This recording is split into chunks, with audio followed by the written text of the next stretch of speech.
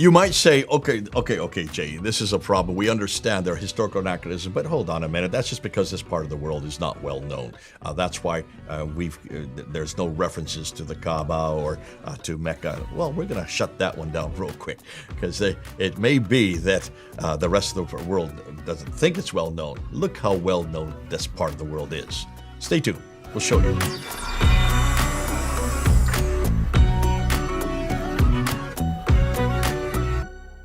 Well, hello everyone. Welcome back to a continuation of this fascinating new video series on historical anachronisms found in the Quran. This is Al-Fadi, and of course with me here in studios, and we will interact with him shortly, our dear friend Dr. Jay Smith.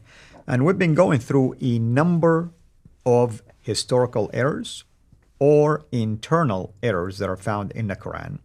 And the reason why we're doing this is that we want to prove without a shadow of a doubt that the author of the Quran is a human being and only humans are prone to make these mistakes. Other than that, if it is indeed a divine source, as our Muslim friends would want us to believe, and that it is a perfectly preserved book, we wouldn't find not even a single one of such historical anachronisms. However, so far we have found 10 of them.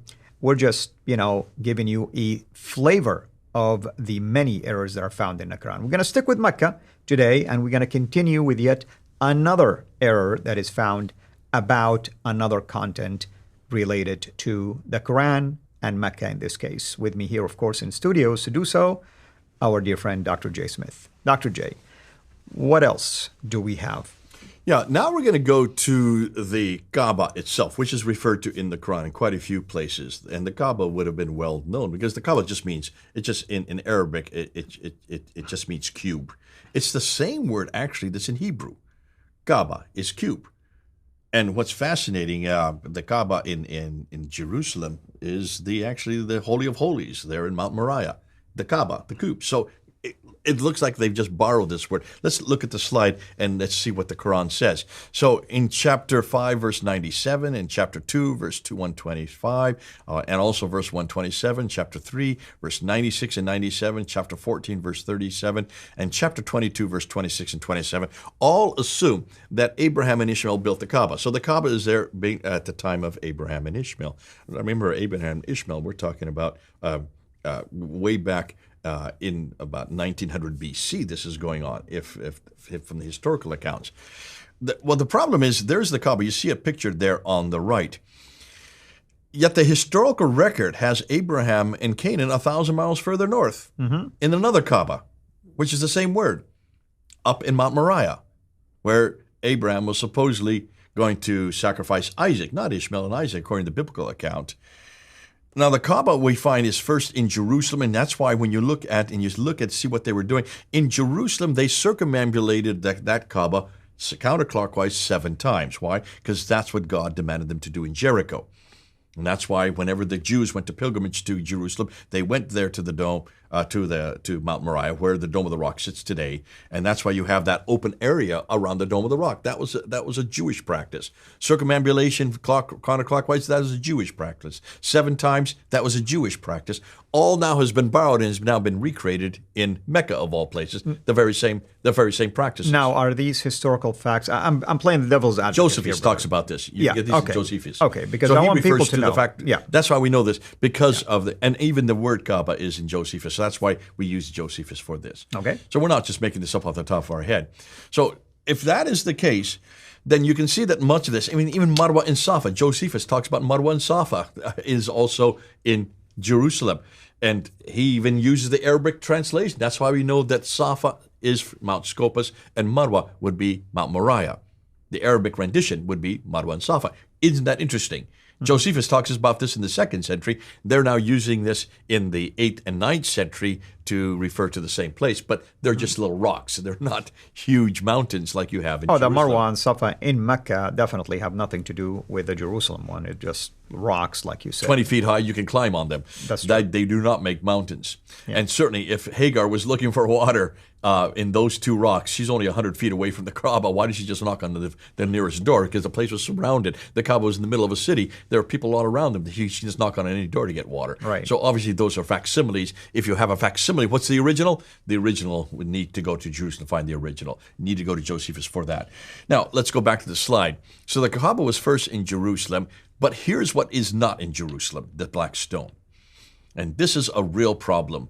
Not only is it historical anachronism, this is a real difficulty because we pretty well know where that black stone comes from.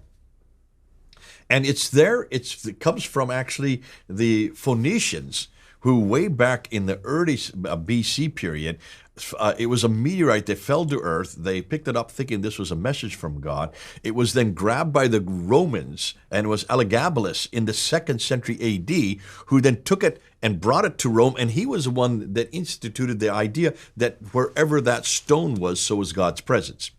That's why this became influential. It went from Jerusalem down to Damascus, from Damascus down to Petra, and then you have Zubair, who then rebels against his caliph, who is Abd al-Malik. In 697, he rebels against him and grabs the black stone and sends it down with his wives and his women down to the south. Doesn't say where, because we now know today that would have been Mecca, and then stays there in Petra and is killed by Al-Hajjaj. That we know is historical. So that happens in 697. It looks like that's why 687. That's why in 697, when we get the inscription at Taif, we pretty well know 10 years later that Mecca then was created. Why? Because wherever the black stone is, that is where God's presence is. If God's presence is with the black stone, the pilgrims all start moving down there and no longer to Petra, or before that, Jerusalem. They're now going to Mecca because the black stone is there. God's presence is there. So that is it. So the historical anachronism here is you've got a real problem here with all these references. Let's go back to the slides. All those references, therefore, put it in the wrong place and the wrong institution with the wrong idea. These should be in Jerusalem, where the original Kaaba is not, of course, in Mecca. And if I remember, also Dan Gibson have his own channel, and he does address like the black stone, for instance, in Petra. He does, yeah. And he's the one that's done all the work on it, and he's the one that actually shows that Zubair took that black stone and had it shifted down to the south. So that's where we go to Dan Gibson and his research on it. Let's go back to the slide. Let's go to number 12. Staying with Mecca, let's ask this question. If Mecca is so important, and if it is the city that is so historical, if it's the city that all this Masjid al-Haram are referring to, or chapter 3, verse 96 refers to the Mecca, if this is Mecca, then certainly someone should have known about it. There should be some references to it. It should be well documented. We can't find any documentation whatsoever. So this is another historical anachronism. However, what's interesting, let's ask if there are other cities that are around near it that are also documented. Because maybe just the whole area, nobody knows about this whole area because it's a desert. Remember, where there's a desert, there's no water, no food, no people, no place, no city, no civilization, no history. That's why that could be going on. Let's just ask that question. Maybe that's the problem that's going on. So let's go ahead and look and see what we do know. We have the city of Najran, which is just 400 miles south of Mecca. Is it referred to? Yes. Strabo refers to it in his Geographica from 64 to 24 BC. He was writing that. We have Pliny the Elder referring to it in 23 to 79 AD. We have Ptolemy referring to it in his Geography. So he talks quite a bit about Najran. So does Aratus about the martyrdom. He talks about it about 524 AD. What about these cities of Sana'a, Taif, and Yathrib, and Khaybar? Those are all the cities along the Western Plateau. Those are all cities that are all trade cities, but insignificant trade. We know the Yathrib only had about 200 people living in it in the 7th century. So therefore, it's very insignificant. Nothing more than oases for trade, for leather and goods like that. Do they talk about it? Yes. You have, and I've got up there, the Greeks refer to it over and over again to those cities. They're well documented. Mamre, who I have way up there, up near where Petra, Klina does a whole history on Mamre. In 2011, he came out with that. What about Petra? Petra is well documented. Joukowsky has done the best work of looking at the whole historical context. There are so many references to Petra because it was the center of trade in that part of the world and from the centuries that started before that. Maghrib, which is way down in the Hadramaut area, what would today be Yemen. Muhammad Maraktab does a historical survey of Maghrib, showing that it was well known way back into the times of BC. Why are all these insignificant towns referred to, but not Mecca? That's the question we're asking. If Mecca is the greatest of all these towns, look at these are just oases. They're on the Plateau, they're on the trade route, but that's the local trade route. And yet they're all referred to. There's historical reference after historical reference for all of them. Nothing about Mecca. So that's the question we're asking. This proves that this is another historical error. Obviously, they should never have chosen this one. Even the word Mecca, though it's only found in chapter 48, verse 24, the fact that it's in the Quran, the fact that all these references that Muslims believe are referring to it, the Masjid al-Haram or wherever the Kaaba is, that must be Mecca, shows that this is a huge glaring error. Absolutely, and there is no doubt that all of these references are actually damaging to the Quran itself because they contradict the Quran, and yet these references by historians are attested for by others, but yet the references in the Quran are just a mere innovation by an author who clearly have lacked any knowledge of any historical facts or sources, and oftentimes it's borrowed even from questionable sources, to say the least. Until next episode, of course, when we will continue yet with another example or two in relationship to these historical anachronisms, everyone have a blessed day.